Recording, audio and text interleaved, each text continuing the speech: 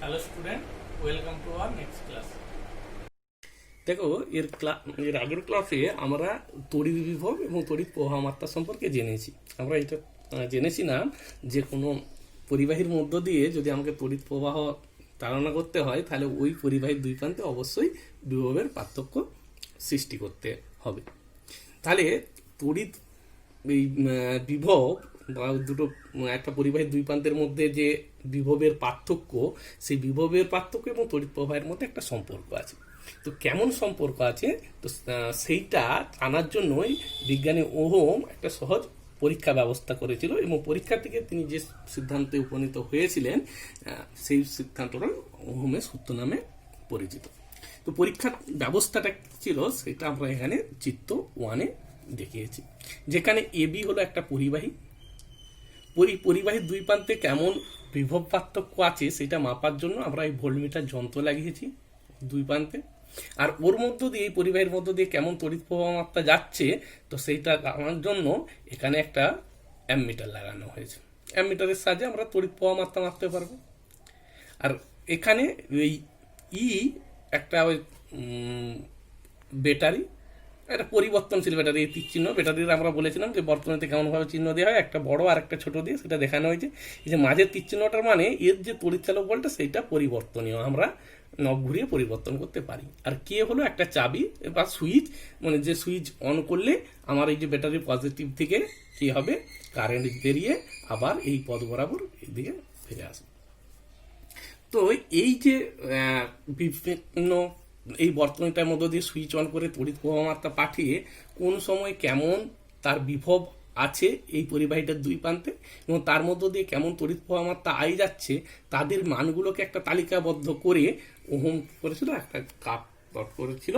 যে গ্রাফটার এক্স অক্ষ বরাবর কি হলো, ওই বিভব পার্থক্য, পরিবাহীটার দুই প্রান্তের বিভব পার্থক্য, সেটাকে আমরা ভি অক্ষর দ্বারা প্রকাশ করছি। আর সেটাকে এক্স অক্ষ বরাবর প্লট করে, আর ওয়াই অক্ষ বরাবর গ্রাফের কি করলো, তার মধ্য দিয়ে কত তড়িৎ প্রবাহ মাত্রা যাচ্ছে সেই তড়িৎ প্রবাহ মাত্রাটাকে প্লট করে দেখতে পেলেন যে এই গ্রাফটা কি হচ্ছে, একটা ওই যে মূলবিন্দুগামী একটা সরেখা হচ্ছে। এই যে মূলবিন্দুগামী সরেখা, এর থেকে কি জানা যাচ্ছে যে না, ভি আর আই এরা হলো পরস্পরের সমানুপাতিক। অর্থাৎ যে যদি, তবে এই পরীক্ষাটা করার সময় কি করা হয়েছিল, যে এই যে পরিবাহীর উষ্ণতা সেইটা যাতে পরিবর্তন না হয়, বা তার উপাদান কোনো পরিবর্তন করা হয়নি, অন্যান্য ভৌত অবস্থা অর্থাৎ তার চাপ, ওখানে যে তড়িৎ ক্ষেত্র বা চুম্বক ক্ষেত্রের যে প্রভাব সেগুলো পরীক্ষার সময় কোনো রকমভাবে চেঞ্জ না করে তিনি না করলে দেখা যাচ্ছে যে পরিবাহীর বিভব দুই প্রান্তের বিভব পার্থক্যটা তার এই তড়িৎ প্রবাহ মাত্রার সাথে সমানুপাতিক হচ্ছে। এইটাই হলো ওহমের সূত্র। তাহলে ওহমের সূত্র কি হলো, যে উষ্ণতা, উপাদান ও অন্যান্য ভৌত অবস্থা যদি অপরিবর্তিত থাকে, তাহলে কোনো পরিবাহীর মধ্য দিয়ে তার তড়িৎ প্রবাহ মাত্রাটা ওই পরিবাহীর দুই প্রান্তের বিভব পার্থক্যের সমানুপাতিক হবে। তো প্রসঙ্গত এই যে উষ্ণতা, উপাদান ও অন্যান্য ভৌত অবস্থা, এই কথাটা কিন্তু খুব ইম্পর্টেন্ট। এটা ওহমের সূত্র বলতে গেলে একদম বলতেই হবে, কারণ এদের কোনো একটা যদি পরিবর্তন হয়ে যায় তাহলে কিন্তু এই ভি আর আয়ের সাথে সমানুপাতিক হবে না। তো এই যে আমরা তাহলে কি বলো, ওহমের সূত্র তাহলে কি বলছে, যে উষ্ণতা, উপাদান এবং অন্যান্য ভৌত অবস্থা অপরিবর্তিত যদি রাখা হয়, তাহলে ওই পরিবাহীর মধ্য দিয়ে যে তড়িৎ প্রবাহ মাত্রাটা, সেইটা ওই পরিবাহীর দুই প্রান্তের যে বিভবের পার্থক্য, সেই বিভব পার্থক্যের সাথে সমানুপাতিক হবে। সমানুপাতিককে সমান করতে গেলে একটা সমানুপাতিক ধ্রুবক দরকার হয়।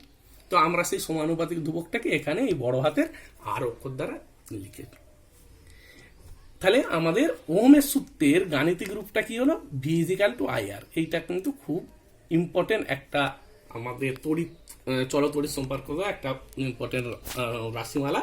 কি না, ভি ইজিক্যাল টু আই আর, যেখানে ভি হলো ওই পরিবাহীর দুই প্রান্তের বিভবের পার্থক্য, আই হলো ওই পরিবাহীর মধ্য দিয়ে প্রবাহিত তড়িৎ প্রবাহ মাত্রা, এ আর হলো একটা সমানুপাতিক ধ্রুবক, যেই ধ্রুবকটা পরিবাহীর রোধকে পরিমাপ করে। এখন রোধ জিনিসটা কি, পরিবাহী না, যে ধর্মের জন্য একটা পরিবাহী তার মধ্যে তড়িৎ প্রবাহকে বাধা দেয় তাকে পরিবাহীটির রোধ বলে। এই তড়িৎ প্রবাহকে বাধা বলতে কি, যে এমনিতে তো কোনো একটা পদার্থ যখন স্বাভাবিক অবস্থাতে আছে তার মধ্য দিয়ে কোনো তড়িৎ প্রবাহ যায় না। আমরা বিশেষ ব্যবস্থা অবলম্বন করলে, অর্থাৎ ওই পরিবাহের দুই প্রান্তে যদি বিভবের পার্থক্য সৃষ্টি করি, তখন তার মধ্য দিয়ে তড়িৎ প্রবাহ হয়। তো এই যে কোনো পদার্থই তার যে স্বাভাবিক ধর্ম, সেখান থেকে আমরা তাকে পরিবর্তন করতে চাইলেই সে কিছু একটা বাধা দেয় সেইটাতে। তো এই যে বাধা, মানে পরিবাহীর মধ্য দিয়ে তড়িৎ প্রবাহ আমি তখন তার মধ্য দিয়ে পাঠাতে যাচ্ছি, তখন সে পরিবাহী তার স্বাভাবিক প্রবণতা থেকে ওই তড়িৎ প্রবাহকে একটা বাধা সৃষ্টি করবে। সেই যে বাধাটা, সেইটাকেই বলা হয় পরিবাহীর রোধ। এখন প্রশ্ন হচ্ছে, বাধা কেন? না, আমরা আগের দিন যখন ওই তড়িৎ প্রবাহের কারণ সম্পর্কে বলতে গেলাম, তখন বলেছিলাম যে ধাতব পরিবাহীতে সাধারণত কি হয়, মুক্ত ইলেকট্রনগুলো হচ্ছে তড়িৎ পরিবহন করে। এমনিতে এই মুক্ত ইলেকট্রনগুলো কি হয়, তারা একটা কোনো নির্দিষ্ট পরমাণুর, মুক্ত ইলেকট্রন বলতে পরমাণুর সবচেয়ে বাইরের কক্ষের যে ইলেকট্রনগুলো, সেইগুলো কি হয়, যখন একটা পদার্থের মধ্যে আছে, তখন সেখানে পাশাপাশি অনেকগুলো অণু থাকার জন্য এই বাইরের ইলেকট্রনের যেহেতু ভিতরের নিউক্লিয়াসের খুব একটা তার উপরে প্রভাব নেই, তো তারা আর ওই শুধু ওর পরমাণুটার ইলেকট্রন হিসাবে ওর ওখানে না ঘুরে এই পদার্থটার মধ্যেই, যেখানে ফ্রিলি ঘুরতে পারে, এবং সেই গ্যাসের অণুগুলোর মতো এরা কি করে, যে কোনো দিকে যে কোনো বেগে ছুটাছুটি করতে থাকে। তাহলে এই মুক্ত ইলেকট্রনগুলো ছুটাছুটি করে বলে আধান এক স্থান থেকে অন্য স্থানে যাচ্ছে, এগুলো তড়িৎ প্রবাহ হয়। নর্মালি কি বলেছিলাম, যে না, এইগুলো হচ্ছে বিভিন্ন ইলেকট্রন বিভিন্ন দিকে ছুটাছুটি করার জন্য যখন স্বাভাবিক অবস্থাতে কি হয়, মোটটা শূন্য হয়ে যায়। যদি আমরা একটা বিশেষ ব্যবস্থা অবলম্বন করি, অর্থাৎ পরিবাহের দুই প্রান্তে বিভব পার্থক্য তৈরি করতে পারি, তখন ইলেকট্রনগুলো ওই উচ্চ বিভব দিকে নিম্ন বিভবে সবাই একই দিকে প্রবাহিত হতে থাকবে, অর্থাৎ তড়িৎ প্রবাহ হবে। তাহলে তড়িৎ প্রবাহের কারণ হলো এই মুক্ত ইলেকট্রনগুলো ছুটোছুটি।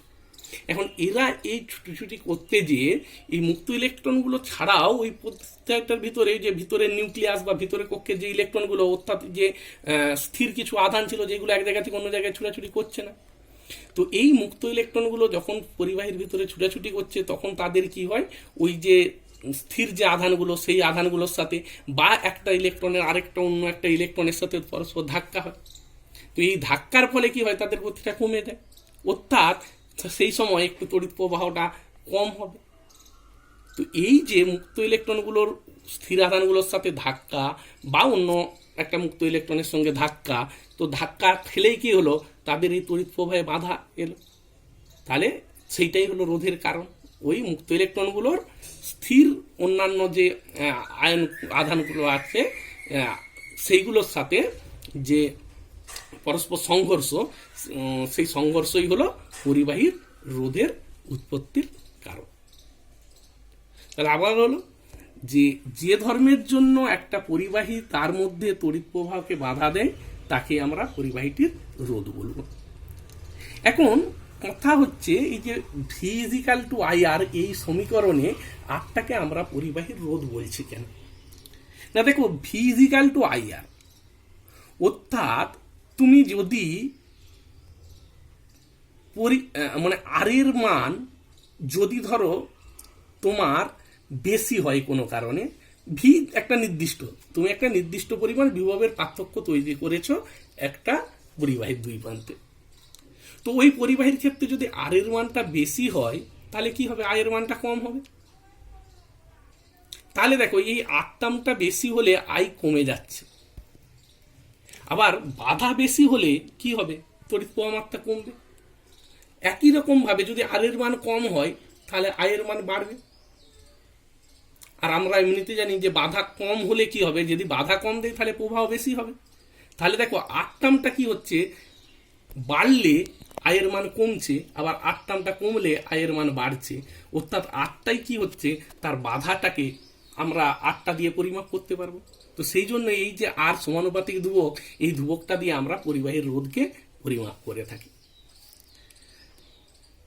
তাহলে আমরা ওহমের সূত্র থেকেও একটা রোধের সংজ্ঞা এইভাবে দিতে পারি, যে কোনো পরিবাহীর দুই প্রান্তের বিভব পার্থক্য এবং ওই পরিবাহীর মধ্য দিয়ে প্রবাহিত তড়িৎ প্রবাহ মাত্রার যে অনুপাত, সেই অনুপাতটাকে আমরা ওই পরিবাহীটার রোধ বলবো। কারণ এই যে 1 নম্বর সমীকরণ থেকে আমরা বলতে পারি আর হলো যেটাকে আমরা পরিবাহীর রোধ পরিমাপের হিসাবে ব্যবহার করতে পারি, সেটা হলো V/I, অর্থাৎ ভি আর আই এর অনুপাত, অর্থাৎ পরিবাহীর দুই প্রান্তের বিভব পার্থক্য এবং তড়িৎ প্রবাহ মাত্রার অনুপাতটাকেও আমরা ওই পরিবাহীর রোধ বলতে পারি। তো পরীক্ষায় দু রকমের কোশ্চেন হয়। তো পরীক্ষায় অনেক সময় শুধু বললো যে রোধের সংজ্ঞা দাও, তাহলে তুমি যে কোনো সংজ্ঞায় রোধের বলতে পারো। কিন্তু অনেক সময় পরীক্ষায় বলে দেয় যে ওহমের সূত্র থেকে রোধের সংজ্ঞা দাও, তখন কিন্তু ওই যে বাধাটাকে রোধ বলি এরকম ভাবে বললে হবে না, তখন এই ওহমের সূত্র থেকে যে আমরা রোধের সংজ্ঞাটা পেলাম ওইটাই কিন্তু তোমাকে পরীক্ষায় বলতে হবে।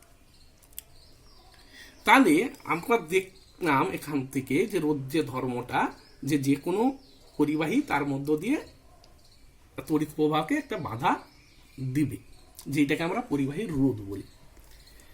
তো ওই যে রোধ কারো বেশি হতে পারে, সেটা পরিবাহীর উপাদানের উপর নির্ভর করছে। কারো রোধ বেশি হয়, আবার কারো রোধ কম হয়। যাদের রোধ কম তাহলে তাদের মধ্য দিয়ে কি হবে, তাদের বাধা কম, তাদের মধ্য দিয়ে তড়িৎ সহজে পরিবাহিত হতে পারবে। ওই সমস্ত পদার্থগুলোকে আমরা তড়িতের সুপরিবাহী পদার্থ বলি।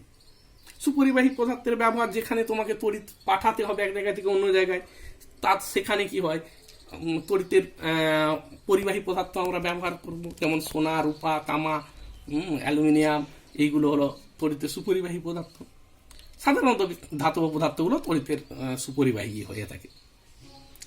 আর যে সমস্ত পদার্থর মধ্য দিয়ে তড়িৎ প্রবাহ যাওয়ার সময় ওই পদার্থগুলোর বাধাটা বেশি দেয়, অর্থাৎ রোধটা যাদের বেশি, তাদের আমরা কি বলি, অন্তরক পদার্থ বা কুপরিবাহী পদার্থ বলি। কুপরিবাহী পদার্থগুলো আমাদের দৈনন্দিন জীবনে ব্যবহার আছে, অর্থাৎ যে সমস্ত কাজ ক্ষেত্রে আমাদের কি হবে, তড়িৎ প্রবাহ আমরা চাই না, তো সেখানে কি করব, আমরা কুপরিবাহী পদার্থের ব্যবহার করব। যেমন বিদ্যুৎ কর্মীরা বৈদ্যুতিক লাইনে কাজ করার সময় রাবারের গ্লাভস ব্যবহার করে থাকেন, কারণ তারা ওই যে তারে হাত দিলে যদি ধাতব পদার্থের গ্লাভস হয় তাহলে কি হবে, তড়িৎ তাদের শরীরে চলে সে শক লাগতে পারে। রাবার হলো একটা অন্তরক পদার্থ বলে সেখানে বিদ্যুতের শক লাগে না। তাছাড়া যে গৃহবর্তনীতে যে আমরা কেবল তারগুলো দেখি, সেই তারগুলোর গায়ে একটা পাতলা দেখি আমরা প্লাস্টিকের আস্তরণ দেওয়া থাকে। কেন দেওয়া থাকে না, ভিতরে তার আছে, সেই তারের দিয়ে তড়িৎ প্রবাহ যাচ্ছে, আমরা যখন সেই তারটা দেয়ালে টেয়ালে ঠিকে যাতে ওই দেয়ালে পরিবাহিত না হয়ে যেতে পারে তড়িৎ, তো সেই জন্য কি থাকে, তারগুলোতে একটা আমরা এরকম কভার লাগিয়ে রাখি। তাছাড়া বাড়িতে বিভিন্ন যে সুইচগুলো প্লাস্টিক বা চীনামাটির বিভিন্ন রকমের আমরা ব্যবহার করি, এইগুলো হলো অন্তরক পদার্থের পদার্থ। তাহলে আমরা এতক্ষণ ধরে পড়লাম ওহমের সূত্র সম্পর্কে, যে ওহমের সূত্রেতে কি হলো, যে পরিবাহীর দুই প্রান্তের বিভব পার্থক্যটা ওর মধ্য দিয়ে প্রবাহিত তড়িৎ প্রবাহ মাত্রার সঙ্গে সমানুপাতিক হবে যদি উষ্ণতা উপাদান এবং অন্যান্য ভৌত অবস্থাগুলো অপরিবর্তিত থাকে। তবে এই যে ওহমের সূত্রটা, এটা কিন্তু সমস্ত রকম পরিবাহীর ক্ষেত্রে প্রযোজ্য হয়ে না। সাধারণত ধাতব পরিবাহীগুলো এই ওহমের সূত্র সুন্দর মেনে চলে। তো এরকম যে সমস্ত পরিবাহী ওহমের সূত্র মেনে চলে তাদেরকে আমরা ওহমীয় পরিবাহী বলি। যে কোনো ধাতব পরিবাহী ওহমীয় পরিবাহী। তবে কিছু কিছু পরিবাহী আছে তাদের মধ্য দিয়ে তড়িৎ ভালো চলাচল করলেও ওই সমস্ত পরিবাহীগুলো তড়িৎ প্রবাহ হওয়ার সময় তারা ওহমের সূত্র মেনে চলে না, তাদের আমরা অওহমীয় পরিবাহী বলবো। ওহমের সূত্র মেনে চলে না বলতে অর্থাৎ ওই ভি সমানুপাতিক, সেই ক্ষেত্রে আই হয় না। যেমন যে কোনো অর্ধ পরিবাহী, যেমন জার্মেনিয়াম সিলিকন, প্রথমত অর্ধ পরিবাহীটা কি না, আমরা বলেছিলাম যে রোধের উপরে নির্ভর করে প্রধানত আমরা দুভাগে ভাগ করে থাকি, সুপরিবাহী আর কুপরিবাহী বা অন্তরক। সুপরিবাহী হলো তারাদের মধ্য দিয়ে খুব ভালো তড়িৎ প্রবাহ হতে পারে, অর্থাৎ রোধ খুব কম। আর অন্তরকদের মধ্য দিয়ে ভালো তড়িৎ প্রবাহ হতে পারে না, তাদের রোধ খুব বেশি। এই জার্মেনিয়াম সিলিকন এই পদার্থগুলোর এদের মধ্যে তড়িৎ প্রবাহটা সুপরিবাহীর মতো অত ভালো হয় না, অর্থাৎ রোধ খুব কম নয়, আবার কুপরিবাহীর মতো রোধ অত বেশিও নয় যে একদম প্রবাহিত হয় না। তড়িৎ প্রবাহটা কি হয়, সুপরিবাহীর মতো খুব বেশি না হলেও কুপরিবাহীর মতো খুব কম নয়, একটা মাঝামাঝি মানে তড়িৎ প্রবাহ হয়। ওই পদার্থগুলোকে সুপরিবাহী কুপরিবাহী কোনো ক্যাটাগরিতে না বলে আমরা অর্ধ পরিবাহী বলে থাকি। তো এই রকমের অর্ধপরিবাহীর উদাহরণ হলো জার্মেনিয়াম সিলিকন। এই অর্ধপরিবাহীগুলোর মধ্য দিয়ে তড়িৎ প্রবাহের সময় কিন্তু ওহমের সূত্র মেনে চলে না। তাছাড়া নিম্নচাপে রাখা গ্যাসের মধ্যে যখন আমরা তড়িৎক্ষরণ করে সেখানেও তড়িৎ পরিবহন হয়, কিন্তু ওহমের সূত্র মেনে হয় না। তো এই রকমের পরিবাহীগুলোকে আমরা অওহমীয় পরিবাহী বলব। এখন আমরা আলোচনা করব যে একটা পরিবাহীর রোধ, আমরা তাহলে দেখলাম যে বিভিন্ন পদার্থের রোধ হচ্ছে বিভিন্ন রকম, কারো বেশি কারো কম। তো এই যে পরিবাহীর রোধ কোন কোন বিষয়ের উপর নির্ভর করে? না, পরিবাহীর রোধ সাধারণত 4টে জিনিসের উপর নির্ভর করে। এক হলো পরিবাহীর উষ্ণতা, পরিবাহীর দৈর্ঘ্য, পরিবাহীর প্রস্থচ্ছেদের ক্ষেত্রফল আর পরিবাহীর উপাদান। তাছাড়াও চাপ ক্ষেত্রে কিছু কিছু পরিবাহীর, এগুলো হচ্ছে ব্যতিক্রমী, সমস্ত পরিবাহীর উপরে চাপটা কতটা চাপ বা তড়িৎ ক্ষেত্রের প্রভাব বা আলো এইগুলো প্রভাব ফেলে না। কিছু কিছু ব্যতিক্রমী পরিবাহী আছে যাদের ক্ষেত্রে এইগুলোর প্রভাব ফেলতে পারে, আমরা ওইগুলোকে খুব একটা এখানে গুরুত্ব দিচ্ছি না। আমরা উষ্ণতাটাকে একটা ইম্পর্টেন্স দিচ্ছি, কারণ উষ্ণতার পরিবর্তন হলে একটা পরিবাহীর রোধে, সব ধরনের পরিবাহীরই সাধারণত একটা রোধের পরিবর্তন ঘটে যায়। যে উষ্ণতা বাদ দিয়ে, উষ্ণতার উপরে কেমনভাবে নির্ভর করে সেটা আমরা পরে আসছি। উষ্ণতা বাদ দিয়ে পরিবাহীর একটা, যদি পরিবাহীকে নির্দিষ্ট উষ্ণতায় রাখা হয়, তা সত্ত্বেও পরিবাহীর রোধ আরও কিছু ফ্যাক্টরের উপরে নির্ভর করে, যেমন পরিবাহীর দৈর্ঘ্য, প্রস্থচ্ছেদের ক্ষেত্রফল, উপাদান। তো এইগুলোর উপরে কেমনভাবে নির্ভর করে সেটা একটু আমরা আলোচনা করতে চাই। তো পরীক্ষার সাহায্যে দেখা গেছে যে পরিবাহীর রোধ পরিবাহীর দৈর্ঘ্যের সাথে সমানুপাতিক। যদি পরিবাহীটার উষ্ণতা, ক্ষেত্রফল, প্রস্থচ্ছেদের ক্ষেত্রফল, উপাদান এইগুলোকে স্থির রাখা হয়, তাহলে পরিবাহীর দৈর্ঘ্য যত বাড়ানো হবে পরিবাহীর রোধ তত বাড়বে। আবারও পরীক্ষার সাহায্যে দেখা গেছে যে পরিবাহীর যদি আমি উষ্ণতা, তার দৈর্ঘ্য, তার উপাদানকে যদি স্থির রাখি, তাহলে পরিবাহীর রোধটা তার প্রস্থচ্ছেদের ক্ষেত্রফলের সাথে ব্যস্তানুপাতিক, অর্থাৎ আর প্রপোর্শনাল টু 1/a। অর্থাৎ প্রস্থচ্ছেদ যত মোটা হবে, পরিবাহী যত মোটা হবে, তার রোধ তত কম হবে, যদি তার উষ্ণতা, দৈর্ঘ্য এবং উপাদান স্থির থাকে। তাহলে যৌগিক ভেদের নিয়ম অনুসারে আমরা এখান থেকে বলতে পারবো যে আর সমানুপাতিক এল, আবার আর সমানুপাতিক 1/a, তার মানে আর সমানুপাতিক l/a। সমানুপাতিককে সমান করতে গেলে একটা ধ্রুবক দরকার। আমরা এখানে সেই ধ্রুবকটাকে রো, উচ্চারণ হলো রো, একটা চিহ্ন ব্যবহার করেছি, একটু বাঁকানো এর মতো। তো ওই রো একটা সমানুপাতিক ধ্রুবক ব্যবহার করেছি।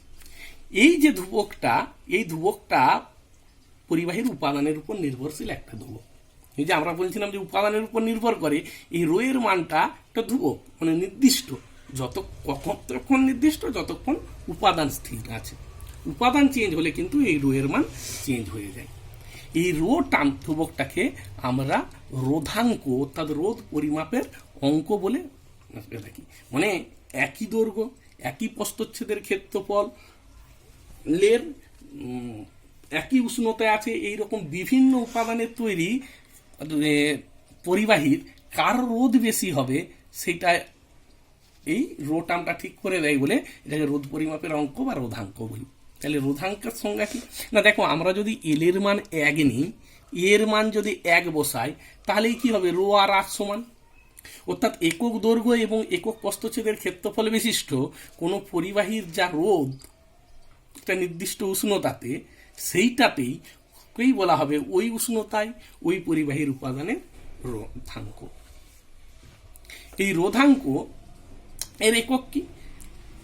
না, অসঙ্গত বলা হয়নি যে রোধের একক এসআই এবং ব্যবহারিক পদ্ধতিতে রোধের একক হলো ওহম। ওই বিজ্ঞানী ওহমের নাম অনুসারে, ওহমই যেহেতু রোধ নামটাকে প্রথম ইন্ট্রোডিউস করেছিল, সেই জন্য ওহমের নাম অনুসারে রোধের ব্যবহারিক ক্ষেত্রে বা এসআই পদ্ধতিতে ওহম একক ব্যবহার করা হয়। আর চিহ্ন দেওয়া হয় এইরকম ভাবে, একটা দেখানো, এটাকে হলো ওহমের চিহ্ন। তো 1 ওহম রোধ বলতে কতটা রোধ? না, ওই যে ধরো আর 1 করতে চাও, অর্থাৎ আই যদি 1 নাও আর ভি 1 নাও, তাহলে কি হবে? আর এর মান 1 হবে। অর্থাৎ কোনো একটা পরিবাহীর দুই প্রান্তে যদি 1 ভোল্ট বিভব পার্থক্য তৈরি করার ফলে পরিবাহীটার ভিতর দিয়ে যদি 1 অ্যাম্পিয়ার তড়িৎ প্রবাহ মাত্রা যায়, তাহলে আমরা ওই পরিবাহীটার রোধটাকে বলবো 1 ওহম রোধ। তাহলে দেখো আমরা এখানে দেখতে পাচ্ছি রো ইজিক্যাল টু কি হলো না আর এ বাই এল। আচ্ছা, তাহলে এসআই পদ্ধতিতে রো এর একক কি হলো ওহম। আচ্ছা, এর একক হলো মিটার স্কোয়ার, নিচে এল এর একক মিটার, একটা কেটে যেয়ে তাহলে রো এর একক কি হলো ওহম মিটার। তাহলে এসআই পদ্ধতিতে রোধের একক হলো ওহম মিটার। সিজিএস পদ্ধতিতে রোধ তো ব্যবহারিক ক্ষেত্রে ওহম করাই হয়, এটা সেন্টিমিটার স্কোয়ার, এখানে সেন্টিমিটার।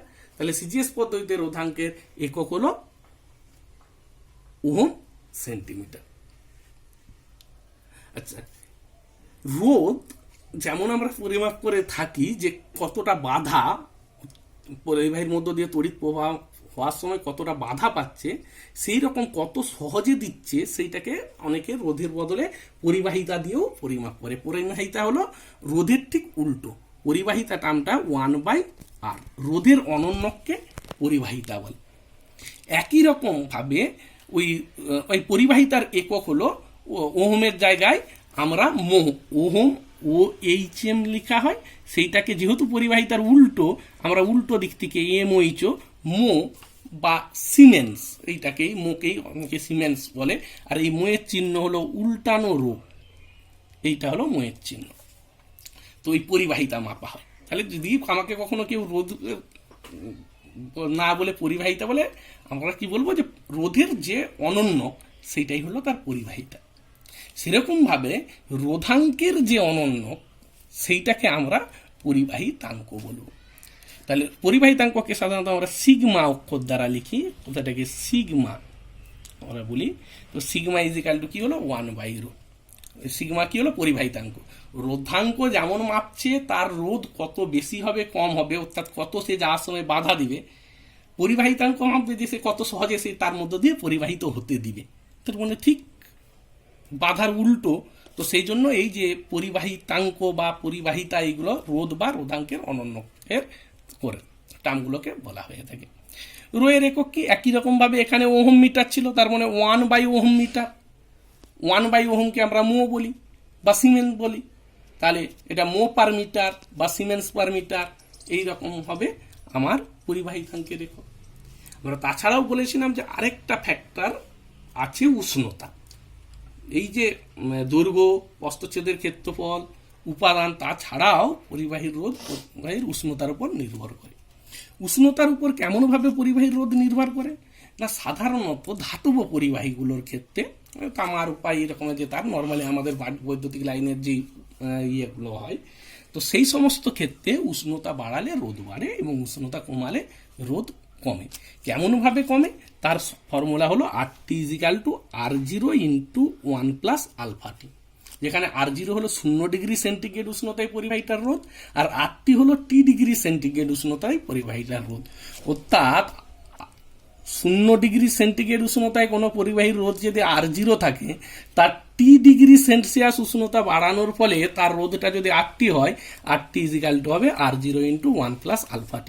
এখানে আলফা হলো একটা ধ্রুবক যেটা পরিবাহীর উপাদানের উপর নির্ভর করে, সেই আলফাটাকে রোধের উষ্ণতা গুণাঙ্ক বলে। সাধারণত ধাতব পরিবাহীর ক্ষেত্রে এই আলফাটা ধনাত্মক হয়, অর্থাৎ রোধ বাড়লে উষ্ণতা বাড়লে রোধ বাড়ে। তবে কিছু কিছু পদার্থ আছে যেমন কার্বন, অর্ধপরিবাহী জার্মেনিয়াম, সিলিকন, তাছাড়া তড়িৎ বিশ্লেষ্য পদার্থ, এইগুলোর ক্ষেত্রে ওই আলফার মান ঋণাত্মক হয়। অর্থাৎ এইটা আলফার মান ঋণাত্মক মানে কি হবে, R0 চেয়ে RT কমে যাবে, অর্থাৎ উষ্ণতা বাড়ালে তাদের রোধ কমে যায়। এগুলো হলো ব্যতিক্রমী ঘটনা। তবে আমরা দেখলাম যে সাধারণত ধাতব পরিবাহীর ক্ষেত্রে উষ্ণতা বাড়ালে রোধ বাড়ে বা রোধাঙ্ক বাড়ে। তো তেমনই তাহলে আমি উষ্ণতা কমালে তাদের আমরা কি করতে পারবো, রোধকে কমাতে পারবো, অর্থাৎ রোধাঙ্ককে কমাতে পারবো। অর্থাৎ যত উষ্ণতা কমাবো তাদের মধ্য দিয়ে ভালো তড়িৎ পরিবহন করতে থাকবে। তাহলে যদি আমরা তার উষ্ণতা কমাতে থাকি তার আরো ভালো পরিবাহী হয়ে উঠবে। তো তাপমাত্রা হ্রাস করলে সাধারণত আমরা ধাতুর দেখেছি যে রোধাঙ্ক হ্রাস পায়, কিছু পদার্থের উপর পরীক্ষা করে দেখা গেছে যে এদের তাপমাত্রা যদি একটা নির্দিষ্ট তাপমাত্রার চেয়েও কম করে দিই, তাহলে তাদের রোধাঙ্ক একটা আস্তে আস্তে কম ছিল, কমতে কমতে হঠাৎ করে তাদের রোধাঙ্ক কি হয়ে যায়, শূন্য হয়ে যায়।